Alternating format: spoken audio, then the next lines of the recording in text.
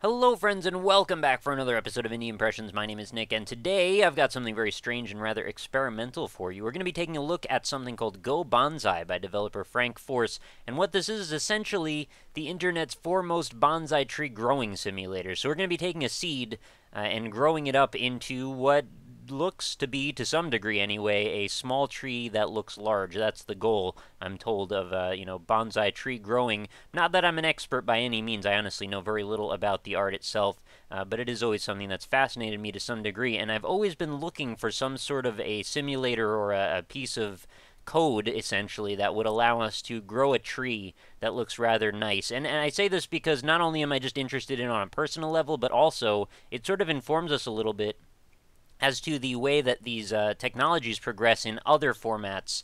If you were to take, for example, a game like Fable, for instance, which is filled with growing trees that have their own life cycles, if you look at something like this, Go Bonsai, I mean, it sort of could give you an idea as to where that technology could end up at some point in a bigger game like that, or maybe something like Skyrim, or, whatever the next game in that progression could be. And I say progression very loosely in the term of like an action RPG or something that uses naturally occurring structures like trees. So, why don't we start out here? We've got already a little, I guess this is a pot, but it looks more like a petri dish full of soil. And basically the tree has already been planted, or the seed has already been planted. So all I need to do is advance the timeline down on the bottom left, and it will start to sprout in just a moment or two. You can see the time passing in the upper left corner, as well as a counter of how many objects, which is going to obviously fill up quite a bit once we start getting the tree growing. I think I'll actually speed up the process a little bit more so we can start to see some of the good stuff. Now, I was very impressed by this and the way that it progresses. Not only is it just pretty to look at, but it actually seems to be very detailed in ways that are extremely specific and requires a very great attention to detail for a programmer to be able to hit all of these points. So not only does the tree look like an actual tree and is fairly photorealistic to a certain degree. I won't say that it's entirely photorealistic, but it certainly looks the part anyway. But it hits that, but it even, I think, and I could be wrong on this, but it even seems to model the light source from where the sun is to where the leaves tend to grow and where they tend to die. And obviously the passing of the seasons, as you see there, our little twig, all the leaves just fell right off of it because it went through winter. Or, well, I guess winter's represented by dark in this case, but that kind of makes sense. Sort of like each day is, a spring season or something like that. So we've got what seems to be a bit of a progression going now with this tree. Now, again, I'm not really an expert on how bonsai tree growing works, but as far as I'm aware, you want to kind of encourage it to grow in the way that you want to encourage it to grow, and you want to try and make a shape that is intentional. And you can use right click, obviously, to move the camera around, get a good angle on things. You can also zoom in and out with the mouse wheel. But then you can just basically click on any of the branches you want to try and attain a shape that is more favorable to you. Now, in this case, I'm kind of doing things wrong already because you don't really want to prune this down to nothing when it's still just starting to grow. It's a little bit early in the life progression for it, but let's let it grow a little bit more and just see what it does with that change that I've made. It's going to sprout a few more branches off the bottom there and just keep growing straight up. Now, there's a few gameplay tips that the developer mentions on the site, and some of them are to essentially keep cutting down the base of the trunk. And the reason you would want to do that is to encourage it to get thicker and thicker, so each time you cut it down to nothing, it's going to hopefully like redouble on itself and get wider from there. And in case you're wondering, if I let this thing just go, like I can hit the super speed or this little smiley face button, and this is going to let it just go at light speed. And as you can see, the tree is just going to grow out of control very quickly. The pot actually even gets replaced as you go, which is kind of a nice little touch, although it's not quite deep as I would imagine given the root structure that something like this would require. But, that's not really a part of the simulation that seems necessary to be worked up about by any means. So this is already looking like an actual legit tree.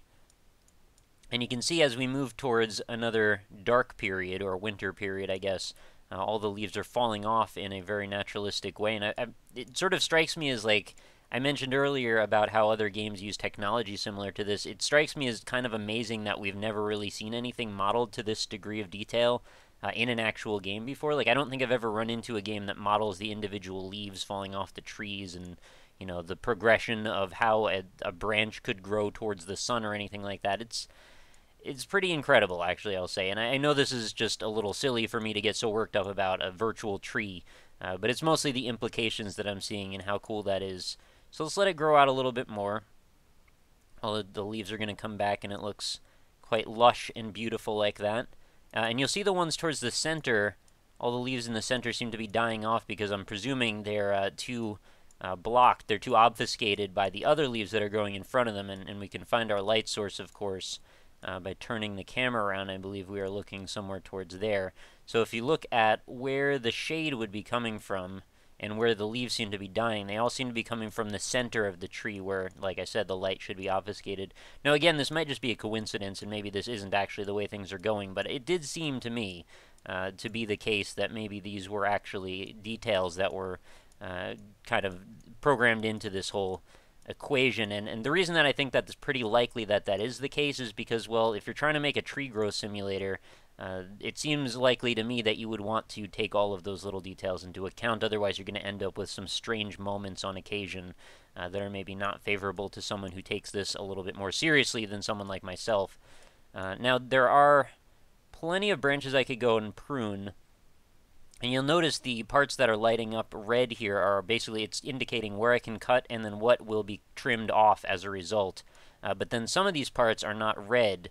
They're in fact blue, and those are parts that require a middle mouse click to cut down a bigger branch, because if you want to, we can actually prune this thing down to basically the base of the tree again, just like that, and then we could actually grow it up from here and see how this results in changing the structure of the tree. It's a little sad. I kind of hate doing stuff like that, but it is part of the progression of how you grow out a bonsai tree as far as I'm aware. What if we just trim down all of these? Yep, you'll see this actually, it did get quite a bit thicker on the base right there, and we can actually just keep this roughly even. I'm doing a lot of middle mouse clicks here to try and get a nice sort of bent trunk. I think I might actually cut it down one more time just to see what this does.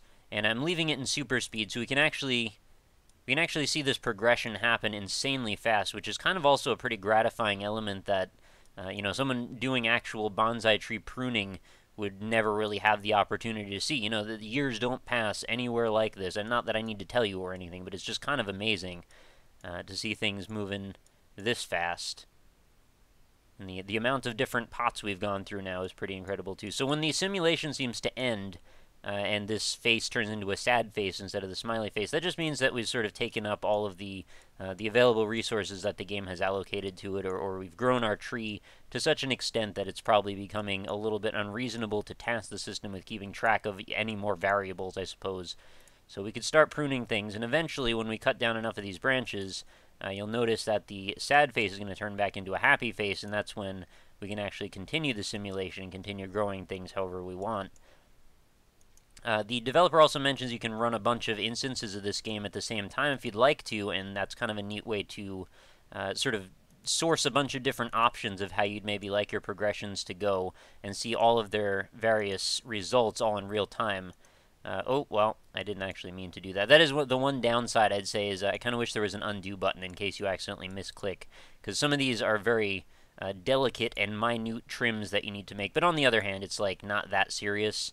I value the fact that you can not accidentally cut down the whole trunk by accidentally using the left mouse on a spot you're not allowed to cut. But, you know, an undo wouldn't be a bad idea either, or at least like have it be a checkable box or something in the options menu. Not that there is an options menu. There's really not any options necessary to look at here. Anyway, we've got nothing but a stump here, so maybe we should let it regrow again, huh? And I can't seem to back out the camera, I guess because the tree is almost non-existent right now. The developer also mentioned, oh, I guess we repotted it back toward the center of the pot. The developer mentioned that the more you cut down the same spot, that there's a chance that it might just stop growing there, which is also kind of reasonable, I suppose, for a tree. So I hope that I haven't committed that action and destroyed my poor tree's chance at life, but I could always plant another seed if that's what we need to do. Yeah, it's certainly not growing at the same speed anymore. It's a little bit stunted now, but you know, that's all right. We've got a weird old bulb at the bottom, and then that's growing into these little branches off the side here. Not sure how much else I can really go into. I mean, like I said, I'm not an expert by any means, as I've evidenced to you now, at growing bonsai trees. So this is just kind of me messing around with it. But it's just such a cool concept that I just wanted to share this with you, because I have a feeling there's going to be a few of you out there who will totally get into this. And I could even see this becoming like a little bit of an obsession at times, trying to make the perfect tree and then taking some snapshots and then like make a little gallery of it or something like that. Are these actually separate branches? I can't quite tell. It would be nice if you could maybe hold down middle mouse and drag the camera in, other axis instead of it just being, rotate around. Maybe you could recenter the camera over a different point, because right now it's like I can't get a good angle on this trunk. It seems to be kind of intersecting into itself, doesn't it? That's strange. I also noticed there's no background music or anything, which it strikes me as a little odd, just because this sort of game seems like, or simulation, I guess, is not exactly a game, more of a toy or an experimental simulator. But yeah, it just seems like the type of thing that would have some sort of something soothing that you could turn on and off, because it's just, very much a therapeutic type of thing to look at. But at the same time, having no sound effects at all, not really that bad either. You just play your own, whatever you want. I would kind of like to see maybe some other elements that could take place here, like maybe you could have to water the tree yourself if you choose to go into like resource management. It could be like a separate mode to the whole thing.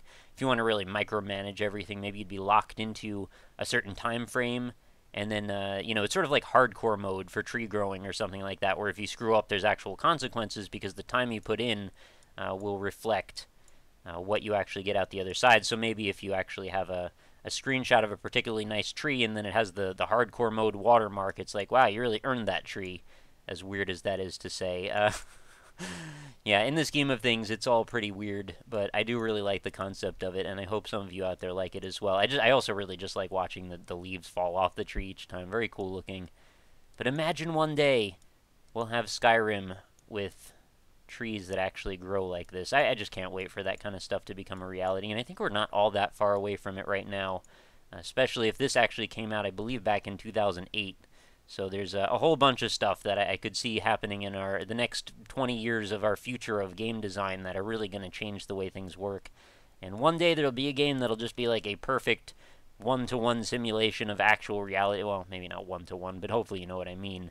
A loose simulation of our actual reality, and that'll be a really exciting time for everybody. I think we'll have a lot of fun with whatever that ends up being, because right now we've got Minecraft, and I think we could do better.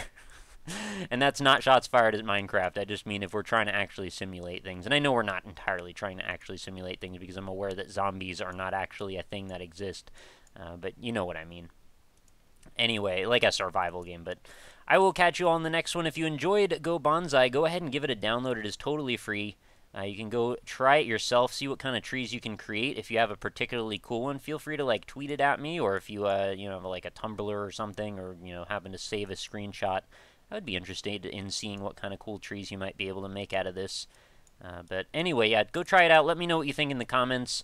And do stop back again tomorrow. New episodes of Indie Impressions go up every single day. So if you are into weird, experimental, and artistic indie games just like this, maybe you want to stop back and see another one. And also, if you enjoyed the episode, consider leaving a like, because it does help me out quite a bit. Help spread the videos over to new people, hopefully expand the audience and get more people interested in indie games in general. And plus, it just helps me out, because this is my full-time job, of course. So if you are into it, also consider subscribing, because that helps me out quite a bit as well. But I will leave you guys for now. Thank you for watching again, and please do come back again tomorrow. Hope you have a fantastic night. Talk to you later.